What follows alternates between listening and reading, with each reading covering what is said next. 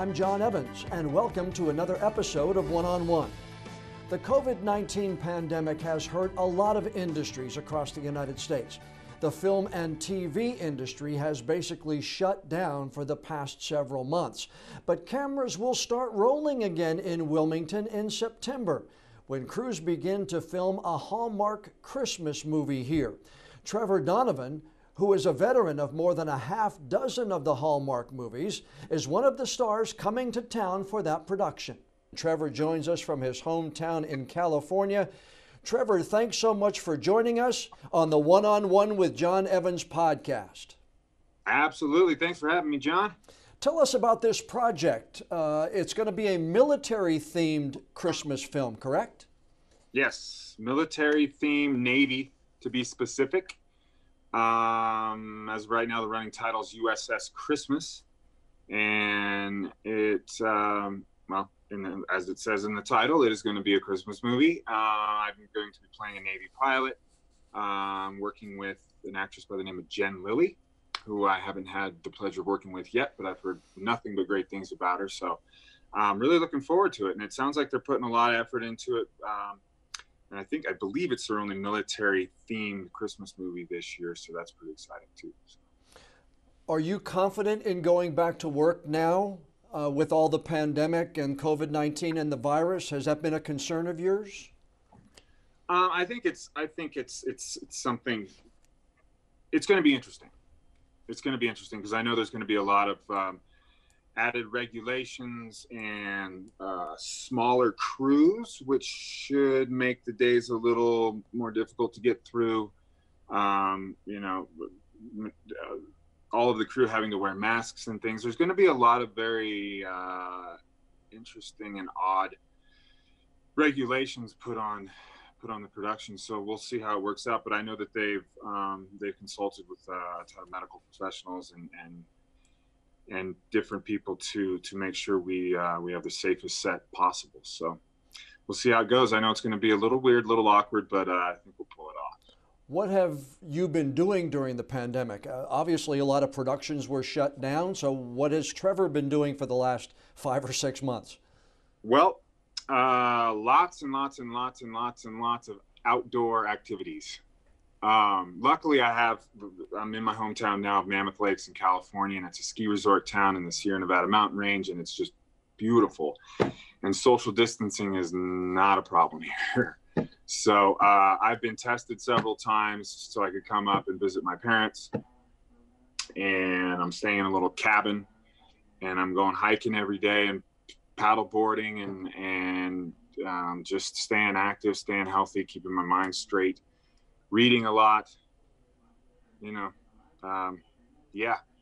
just trying to make do with the situation. Now, you are a veteran of Hallmark movies. My wife and daughters can name each and every one of them. And let me just tell you that interviewing you today is helping me go up on the cool scale in the Evans house, believe me. Good. So, winning brownie points with that. I am, and I have to thank you for that. But I mean, my wife and daughters know them as Marry Me at Christmas and Snow Coming and Nostalgia Christmas.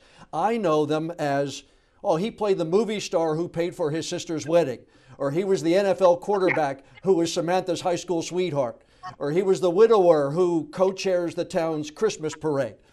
You've done a lot of these. Does it get formulaic after a while? You come in, you spend time, you shoot, and then you leave? Well, they definitely have a formula, and a formula that obviously works very, very well. The movies are very similar in their structure. But like you pointed out, like the Snow Coming one, I got to work with Joe Theismann. That was awesome. They take you to different parts of the world and different sort of fantasy situations. And like you said, I get to play a movie star. I got to play an NFL quarterback. And now I get to play a Navy pilot. While they're similar in their themes and their overall arc of the story, the characters are different. The dynamic between the actor and actresses are different. And I believe they're also starting to push the boundaries a little bit of what they've done in the past in the formula and the structure. But regardless, it's always, they have a way of hiring such amazing people, like really good, down to earth, genuine people. So the experience itself, because we shoot these things in 15 days, and to shoot a full almost 2-hour movie in 15 days is quite a feat in and of itself. So they've definitely got a system going, and they've got very professional, very efficient people who make a really good product. So it's a really enjoyable time, and I've never been to North Carolina, so I'm really excited about that. That's another thing. These things take me to different places I've never been before. So yeah, it's just a really fun experience, and like I said, the people are awesome. You are going to love it. We're right here along the coast. You're going to be able to go surfing. You're going to be able to go hiking. You just said my favorite word. Surfing. You're a surfer guy? Well, I know that you're going to be able to do some great surfing. But we talked before we started rolling here. It may be 90 degrees and humid, and you're going to be shooting a Christmas movie. So does that add any more complications? Oh, I got to wipe the sweat off my brow because I'm sweating to beat the band when I'm supposed to be in 30 or 40 degree temperatures? Yeah, it's a situation we run into typically because you have to shoot these Christmas movies earlier in the year, which typically ends up spring, summer, fall, where it could be almost 90 degrees. And so it's something we run into all the time. There's a lot of indoor shooting on this one, so I imagine we'll have some air conditioning, and so it won't be as difficult, but just a lot of fake shivering and and fake snow. Yeah. Oh, and they have got that down to a science as well. The fake snow, I'm not going to give away any secrets, but they've got a lot of techniques to make it look absolutely legitimate. So, all right, this is a Sheila question. My wife. We talked about this weekend. Hallmark is such a feel-good channel. It reminds you to be kind and thankful. Does that play into your decision to sign on for these kind of roles? Because usually these movies, at least in every one that I have seen while watching it with my wife and daughter, usually they leave you with a smile on your face. Does that influence you as an actor? It's a huge part of it. I mean, part of what I love so much about these is I know that my grandmother, my aunts and uncles, and young 5-year-old niece, everyone can sit down and watch these, and especially around the holidays where the family is together. You can have these on the TV, and there's always an uplifting moral message to it. There's always a happy ending at the end, and it's the country and the world and life is pretty chaotic right now. And these types of movies can bring in those little, moments and raise in a couple hours of positive energy and sunshine and a smile and reminders that family is most important. And so, yeah, to be a part of that and to be recognized for these things, and just like you said, your wife and your daughter, they're big fans of these. I get approached all the time since I've started doing these things, and people love them. And it makes me feel really, really good. What was life like growing up in California for a young Trevor? When did you start doing modeling, and when did acting start to get on your radar? I know you did. You got a degree in graphic design, if I'm not mistaken. So when did modeling and acting really start to come on the horizon for you? Well, I ended up in Los Angeles when I was 23 to finish college in graphic design at the Art Institute of California. And I kind of fell into the modeling thing just because it's such a hub there in Los Angeles and modeling agencies. And so I started working my last year of college as a model, which somehow segued and transformed into taking acting classes. It was just kind of a very organic and unexpected process. So I really started taking classes around 25, got my first job around 27. And then just before my 30th birthday, I got 90210, which is kind of where my career really started to take off. And so it's been sort of an unexpected trip. I didn't take theater or drama in high school. I was ski racing. I was more of an athlete than an academic. Well, you made the U.S. teen ski team. I was on my way to the U.S. ski team to train with them. I was racing against U.S. ski team members in the western half of the United States, and the next step would have been going to the U.S. development team. And I was just worn out. I was a senior in high school. I've been doing it for 10 years. It's much like gymnastics in that it just takes over your whole life. It's year round and it's very dedicated. And I loved it, but I also kind of wanted to experience other things. And growing up in a small town, I wanted to go out and go to college and go to the beach and, you know, just experience new stuff. So I'm glad I did. Oh, yeah. I did miss the racing world, but pretty happy where I ended up. Yeah, I would say you made a pretty good decision there. Yeah. You mentioned the 90210 reboot and your character, Teddy. You played a teenager who was struggling on whether to decide to come out and let everybody know he was gay. I have read, and tell me, a lot of teenagers reached out to you on how important that role was for them. Did you have any idea as you were shooting it how big and influence and really how big that was going to be for the teenagers of 2009 through 2013? You can never be sure. I was hopeful that it would be, but I have got to be completely honest with you. There was a bit of selfishness in that process because I was nervous and scared going into that. I'm playing a gay character on TV where it wasn't as prevalent, 8 years ago, right? 9 years ago. And so I was a little self-involved for a while. Just, I wanted to tell the story honestly and genuinely and not have it be a flash in the pan, gratuitous thing. And, really show the struggle this kid had to deal with just coming to terms with it himself and then having to come out to his friends and to his family no one had any idea. It was a very unassuming character shift. So when I started getting messages from not only teenagers but adults as well, how it helped them, then I started to realize, oh wow, this is actually, I need to quit thinking about myself and realize how much it's helping other people, which really added that much more to the soul of the character and to the pride I hold in being a part of it. So, well, I mean, I would imagine, if you had that trepidation, was there a single point where you said, okay, all right, and it got you past that trepidation at any point? Was it a single message? Was it a single day when somebody said something?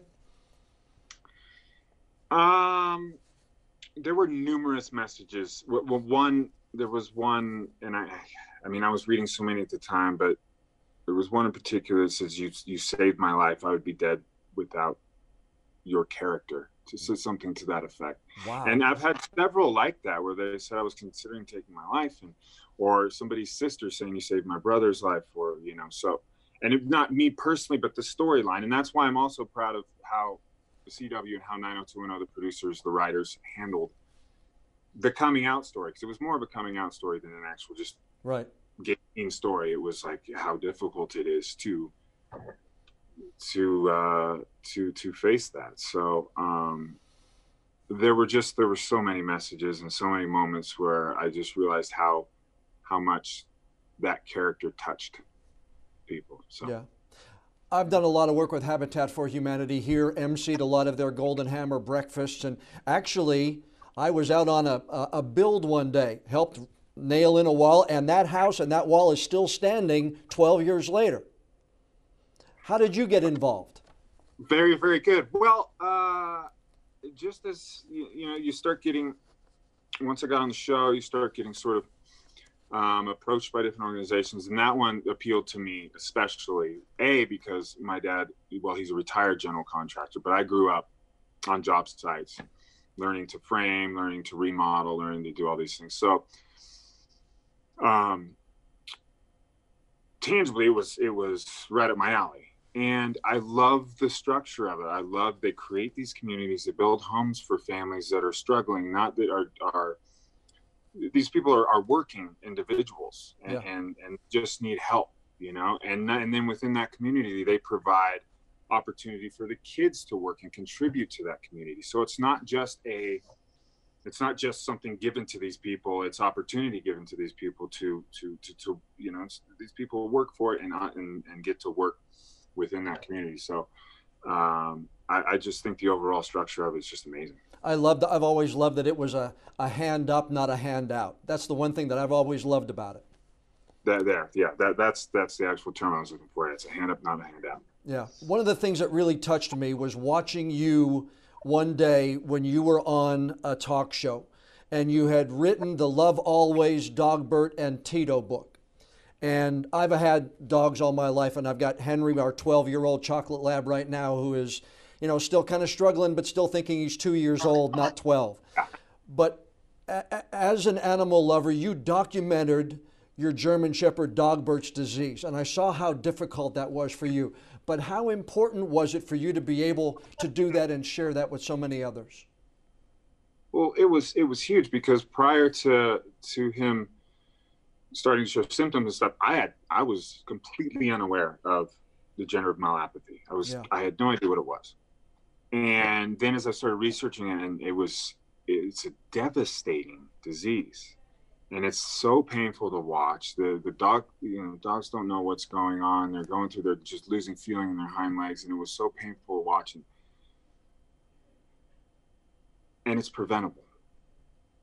And that's the biggest thing. I mean, it can be bred out. It can be detected, and it can be, you avoid breeding two dogs that have the gene. It can be tested. It costs $60. It's nothing.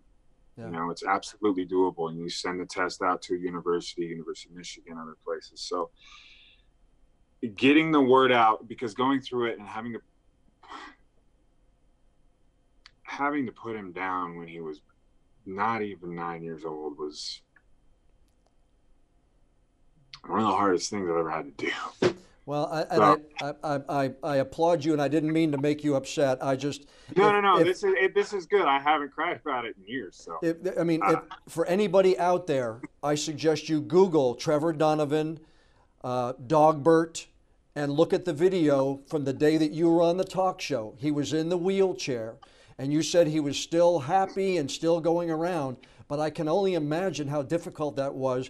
But you wrote the book, and I've always said, thinking about being able to writing is one thing, but actually sitting down and writing a book, how difficult was that? Well, I'll tell you, I did have some help. There are some followers, Ryan Field and his writing partner. So they follow me on Instagram and different social media platforms, and they are writers. So they helped with, I documented it all. So we collaborated with it. But it was fun, because you got to create this make-believe world where the dogs talk to each other and they talk to the squirrel, and you sort of get in the minds of these dogs and their perspective on the world, and how their world is these few blocks, and there's so much going on, and there's so much excitement, and so much. And I thought it ended up being pretty cool, and I did all the graphic design and stuff for it on my own, but I definitely had some help with the writing aspect of it. Yeah, I salute you, because I know how much I love dogs, and I couldn't fathom if I was watching my dog have that degenerative canine version of ALS. And like you said, they don't have any concept of what's happening to them. Somebody explains it to us, we can come to grips with it, but they don't. Yeah, Exactly.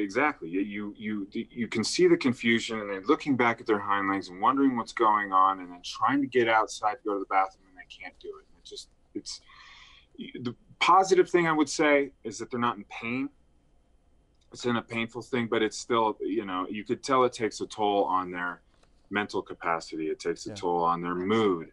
And by the end of Dogbert's journey, it was starting to make its way up into his organs and things, which is why we, humanely had to. Yeah. For all those fans out there of Trevor Donovan, you may also not have known how much this guy is an anti-bullying messenger. You went to Pittsburgh, Pennsylvania, to Deer Lake School to deliver an anti-bullying message. I watched the video again as I was doing research, and it's just amazing that you would take the time to do something like that, because somebody reached out and said, I'm in need of help, and you decided to do that. I just wanted to, again, salute you for that. You didn't have to do that, but that's something that I really thought was a cool message. Somebody who can get out there, and maybe somebody who was bullying in the audience can see a big TV star, a big movie star says, I shouldn't do this. You may have changed more than one life that day. I definitely like to think so. I hope so. Again, this is another collaboration. So it kind of started with, I experienced bullying growing up. I think everybody did to one degree or another. But these days, with the advent of social media and the internet, you can't get away from it, and it's forever. And kids are bullying from behind their computer screen and doing these things. It's just awful. And there's a lot of that on social media. And Jackie Jaros, who is the middle school counselor there at Deer Lakes Middle School, she is the one that kind of really made all this happen. She organized the whole thing at the school, and we got together. I've had lunch with her a bunch. We've been friends now for years, and we really wanted to take these social media platforms where all this bullying is happening, and realizing, well, if it can be used for bad and bullying, we can also use it for good. Mm-hmm. Really trying to focus on using this stuff for good. So yeah, that's what I like to focus on my social media platforms on, is positivity, uplifting stuff. And your dogs. And your dogs are stars in your video. I tell you what, they're a part of getting more eyes on me too, because everybody loves dogs, and they love the dogs more than they love me. So they come to see the dogs, and then maybe I can squeeze a message in there. Oh, that was hilarious. You said to a young lady you sat in on a little interview with a teenager, and your advice, she asked you for advice. You said, be ready to change your path or your trajectory, because it never works out exactly the way you plan it. Has that happened to you? When did it happen to you? That's the definition of my life. I've been kind of a bouncing soul of sorts, with not much of a plan or structure, but always sort of a positive outlook and a lot of drive and determination. Once I went off to college, and like you said, I got a degree in graphic design, really aiming towards that way. And then when I started getting around the movie industry, I grew up in an area where stunts was a daily activity.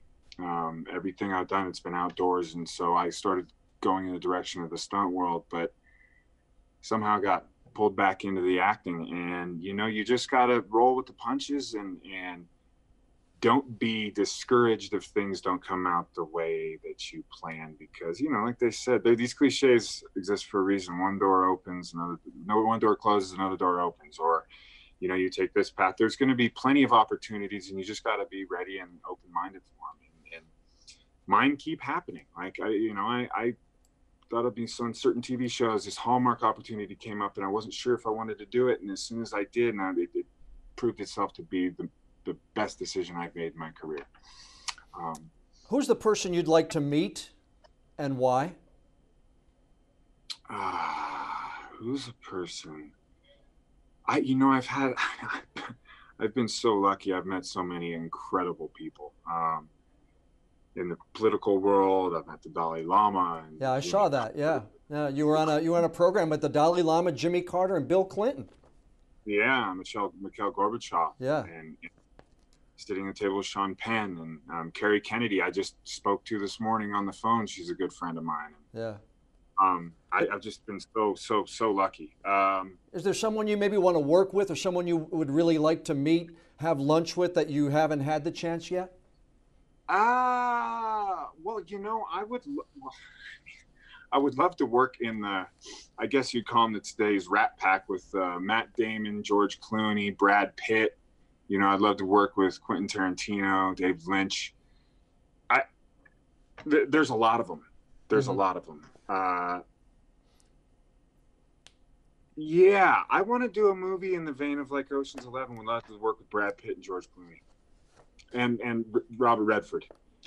Yeah, that's on a lot of people's list, I imagine. Yeah. You've been able to travel a lot of places. What's a bucket list place you'd like to go that you haven't yet? I haven't been to Asia, so I want to go to Japan. Japan, and then also I'd love to go to Indonesia, Philippines, that area of the world. I would love to surf in Bali and Fiji. So over on that side of the planet. What's the coolest thing you've been able to do for someone since you've become successful, whether it's been mom, dad, a family member? The coolest thing you've been able to do because you're now a success? I would say, well, you know what, my brother, he's a firefighter for Sacramento City, and years ago, he has since closed his gym, but years ago he opened a CrossFit gym. And I got to help him financially, get the equipment and stuff for that, which I wouldn't have been able to do if I hadn't been on the show at the time. So being able to help my brother out like that in his endeavors was really cool. Plus, I mean, he's a national hero. He's a firefighter. So, amen. Yeah. Anyway. So what's next? I know you're going to be in Wilmington, but what's next? What do you want to do and take your career to the next level? I know acting, you're solid. You're a well-known commodity. But would you like to branch out and do different things in the industry? I've dipped my toes into the pool of producing, which I'm not sure exactly how I feel about it yet. I like the artistic aspect of making a movie. So right now I'm in the process with my manager, and who's also my producing partner. We're maybe trying to do a couple of our own projects. So a little bit of writing, maybe a little bit of directing. Outside of that, I'm always looking for philanthropic work to do. So, well, again, keeping dynamic and keeping an open mind. I know when you get here to Wilmington, we're going to have to introduce you to some of the best surfers in the area, because if you're a surf guy, we can hook you up with some great surfers in southeastern North Carolina. That'd be great. I would love it. I mean, I did grow up in the mountains. I'm not the best surfer, but I've been surfing for a long time, so I hold my own. All right, Trevor Donovan, I appreciate you taking the time today. Looking forward to having you in Wilmington when they start rolling on the movie in September, another Hallmark military-themed Christmas movie. Trevor, thanks so much for your time today. Thank you, John. Thanks for having me. A big thank you to Trevor Donovan for sparing some of his time for this week's podcast interview. Look for him around Wilmington when crews start shooting that Hallmark Christmas movie in September, and they're only going to be here for about 15 days, so keep your eyes peeled. You can also find out more about Trevor at his website, trevordonovan.info, and he's a great follow on social media. You can find him on Instagram, on Twitter, and also on Facebook. And before we go, I'd like to ask you a favor. Please download and subscribe to the One-on-One with Jon Evans podcast on whatever app you use to listen to your favorite shows. And if you would be so kind, please leave us a rating or a review. The more feedback we have from people like you, the higher we'll be listed on the apps, and the better chance we'll have of bringing in even more new listeners. I'm Jon Evans. Thanks so much for joining us for this episode of One-on-One. Be safe.